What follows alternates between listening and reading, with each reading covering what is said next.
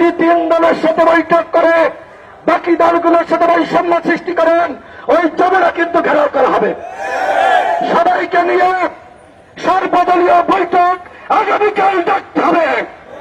সংগ্রামী সাথী বন্ধুগণ, একটু আগে খবর পেলাম বাংলাদেশের 3টা বড় দল বিএনপি, জামাত, এনসিপি, মানে সরকার ঘোষিত 3টা বড় দল, এই 3টা দল নিয়ে তারা আগামীকাল বৈঠকের আয়োজন করেছে প্রধান উপদেষ্টার সভাপতিত্বে। গণ অধিকার পরিষদ কি বানের জলে ভাইসা এসে? আমার স্পষ্ট ঘোষণা, স্পষ্ট বক্তব্য, আগামীকাল 3 দলের সাথে কোনো বৈঠক হবে না। আগামীকাল বৈঠক হবে সর্বদলীয় বৈঠক। যদি 3 দলের সাথে বৈঠক করে বাকি দলগুলোর সাথে বৈষম্য সৃষ্টি করেন, ওই যমুনা কিন্তু ঘেরাও করা হবে। সবাইকে নিয়ে সর্বদলীয় বৈঠক আগামীকাল ডাকতে হবে।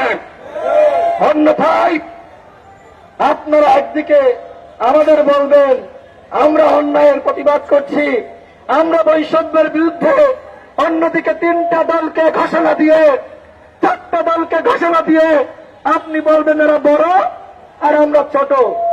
এই গণ অধিকার পরিষদের জন্ম না হলে এদেশে গণ অভ্যুত্থান হতো না। এই গণ অধিকার পরিষদের জন্ম না হলে হাসিনার পতন হতো না। 18 সালের কোন সংস্কার আন্দোলন, যে আন্দোলনের নেতৃত্ব আমরা দিয়েছি, আমি নিজে 15 দিন রিমান্ডের নির্যাতনের শিকার হয়েছি। এইবার এই কোন সংস্কার আন্দোলনে যারা নেতৃত্ব দিয়েছে, কেউ আমার মতন 15 দিন রিমান্ডের নির্যাতনের শিকার হয়েছে? আমি তাদের উপর যে হামলা হয়েছে, মামলা হয়েছে, তাদেরকে পুলিশের হেফাজতে নেওয়া হয়েছে, আমি সেইটাকে ছোট করে দেখছি না।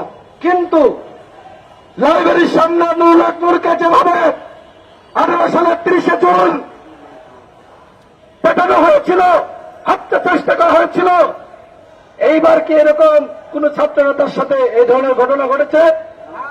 ত্যাগ কিন্তু আমাদের কম নাই, কিন্তু মাইনাসের খাতায় 1 নম্বরে গণ অধিকার পরিষদ। সেই মাইনাসটা কে করছে? এই অন্তর্বর্তীকালীন সরকার।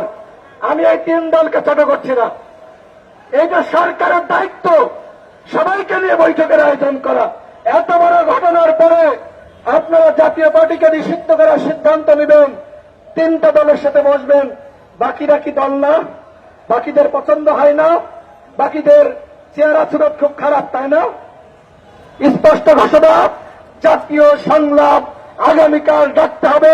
প্রত্যেকটা দলকে নিয়ে সেই সংলাপ করতে হবে, নতুবা যমুনা ঘেরাও করা হবে।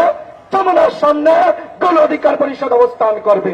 কোন বৈষম্য বাংলাদেশে আমরা হতে দিব না।